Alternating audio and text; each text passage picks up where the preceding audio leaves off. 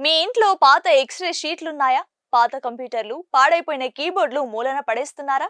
అయితే మీరు లక్షల రూపాయల సంపదను చెత్తలో పారేస్తున్నట్లే. అవును, పాత ఎక్స్‌రే షీట్ల నుంచి, కంప్యూటర్ పార్ట్స్ నుంచి స్వచ్ఛమైన వెండిని తీసి లక్షాధికారి అవ్వచ్చు. అసలు ఈ వేస్ట్ మైనింగ్ అంటే ఏంటి?